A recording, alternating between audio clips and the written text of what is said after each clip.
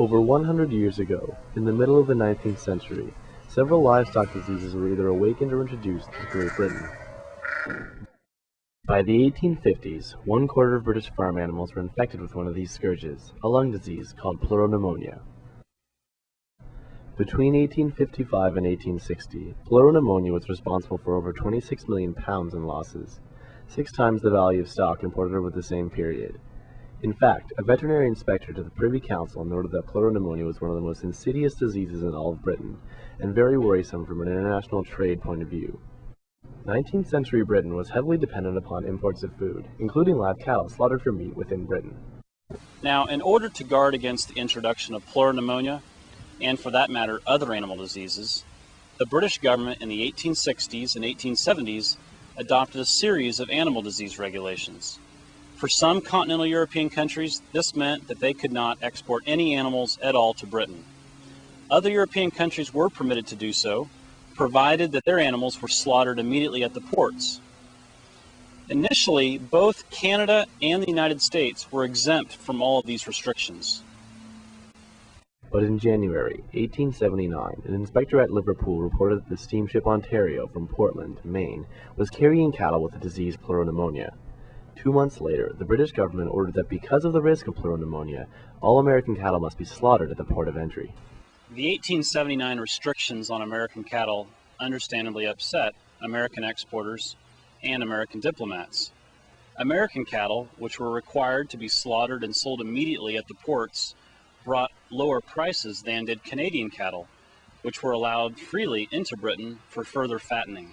Meanwhile, in Scotland, a veterinary professor weighed in on the dispute. William Williams, a professor and principal of the new veterinary college in Edinburgh, argued that American cattle from the western states, which were free from the disease, should be allowed to come into Britain alive. Most importantly, he disagreed with the Privy Council Veterinary Department's diagnosis of Pleuro-Pneumonia in the American cattle landed at Liverpool in January 1879.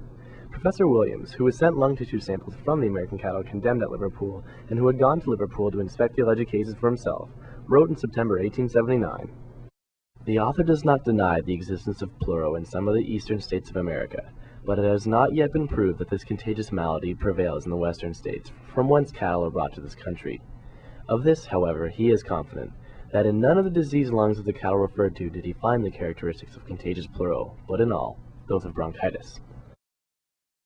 Not surprisingly, Professor Williams' position on the Pleuro-Pneumonia issue was noticed by American diplomats, and for the next several years, American diplomats and American veterinarians would visit Professor Williams at his vet college in Gayfield House.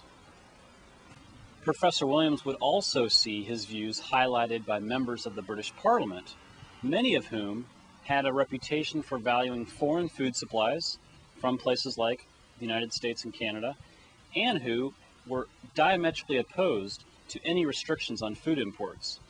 In fact, in May 1879, just a few months after the diagnosis of Pleuro-Pneumonia in American cattle, one MP stood up in Parliament, directed a question at the Vice President of the Privy Council, and asked, "Are you aware that Professor Williams of the new veterinary college believes that the diagnosis was a gross mistake?"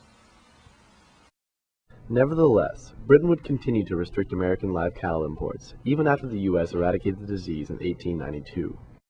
Professor Williams would also repeat his campaign on behalf of Canada.